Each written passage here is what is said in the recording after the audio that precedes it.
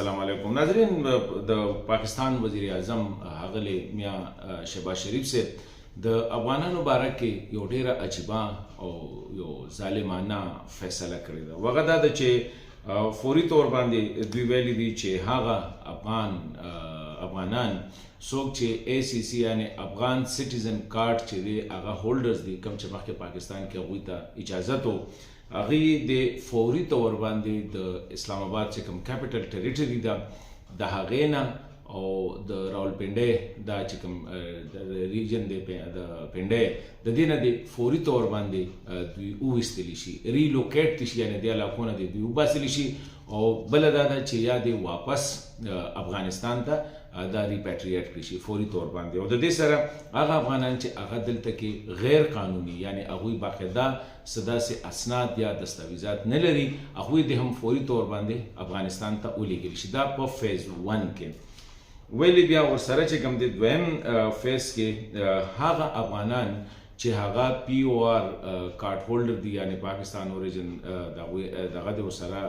کارت د ورسره کوم چې د یو ان ایچ سی آر یا د اقوام متحدې دغه لاندې دي، یعنی باقاعده هغوی کډوال دي یا پناهګزین دي، د هغوی باره کې دا فیصله کړې ده چې حالانکه مخکې فیډرل کابینټ دوی ته ایکسټینشن ورکړی، نو د دوی چې کوم دی د جون د 13 پورې د دې کال یعنی د 2015 د جون د 13 پورې چې کوم دی د دوی ته اجازت دی او بیا د دې نه پس په دوی واپس افغانستان ته لیږي شي. خو د پی او آر هولډر چې کوم دي دوی هم په اسلام آباد کیپټل ټریټري کې یعنی د اسلام آباد چې کوم علاقه ده او پنډۍ د دې نه د دوی بهر د ملک نورو سیمو ته ریلوکیټ یعنی هلته کې د ولیږلی شي. یو دام زیاتې دي. نو درېیمه خبره چې کومه کړې ده چې هغه افغانان چې هغه دلته په د طالبانو د حکومت نه پس اسلام آباد ته راغلي یا پاکستان ته راغلي دي او هغوی به د دې ځای نه ځي نورو ملکونو ته، نو وزارت خارجه ته فوري طور باندې دا حکم ورکړی دی چې دا کسان د دوی د هغه میشن سره کومو ملکونو ته چې دوی ځي یا ډیسټینیشن دی هغوی سره د خبره وکړي شي چې یاره هغوی زر تر زره چې کوم دي د دوی دا کیسز پروسس کړي او دوی لاړ شي. د یو 13 مارچ پورې یعنی دا اوس فروری شروع شوه، د بلې میاشتې د یو 13 پورې د هغې نه پس په دوی واپس افغانستان ته په زبردستۍ باندې لیږلی شي. عجیبه خبره ده. بله خبره دا کړې ده په دې اډر کې لیکلی دی چې دا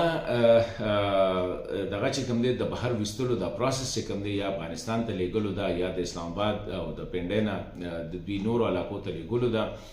دې باره کې به هیڅ قسمه نه سفارش د چا دغه کېږي او نه به د دې حوالې سره که پولیس یا نورې ادارې سره رشوتونه اخلي نو هغه به منلی شي. بلې دا کړی دی چې یاره دا حکم چې کوم دی د دې د باقاعده اعلان نه کېږي، لکه څنګه مخکې چې به دغه وشو نو فوري طور باندې به اعلان وشو اخبارونو کې به راله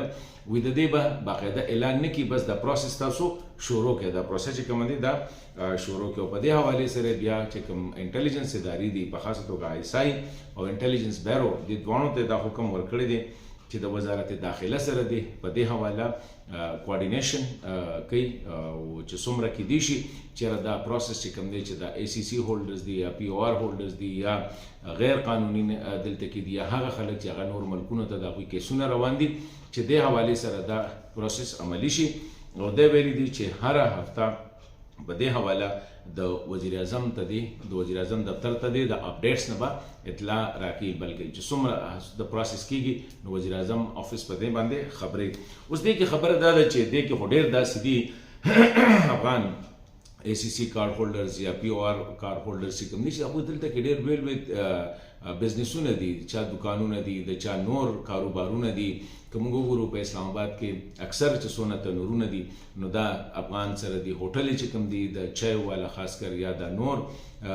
ریسټورانټ چې کوم دي دې کې افغانان ډېر زیات دي. داسې کنسټرکشن مشینري چې دا په اسلام آباد کې اکثر که موږ ترنول روات یا بارکو غاړې ته لاړ شم چې څومره کنسټرکشن ایکسکویټرز دي یا بلډوزرز دي یا ټریکټرز دي دا چې وګورئ نو دا یا سپلای چې کوم میټیریل سپلای دا زیاتره افغانانو سره دي. نو یو ډېره عجیبه فیصله ده او ما ته خو ډېره ظالمانه ښکاري. حکومت له پکار دی چې دا په انساني بنیادو باندې د سره یو انساني طریقې کار سره یو پروسس سره یو ټیم ورکړي او هغوی ته وویلی شي چې یاره یا خو تاسو دلته کې چې کوم دی دوی اوس دا خبره کوي چې یاره څوک ټیکس ورکړي، نو ټیکس خو افغانان ټول ورکول غواړي، خو طریقې کار به سي د ټیکس تاسو له کارډ ورکې بینک اکاونټ ولا کولو کې چې هغه شی فارملای شي دا ماته ډېره عجیبه فیصله ښکاري او ډېره ظالمانه فیصله راته ښکاري او زما په خیال دا د انساني حقوقو خلاف ده په کار دی چې د پاکستان سیاسي ګوندونه جماعتونه چې کوم دي په دې باندې اواز پورته کوي او هغه خاص کر مدني ټولنې ادارې چې کوم د انساني حقوقو دپاره کار کوي هغوی له هم په دې باندې اواز پورته کول پکار دي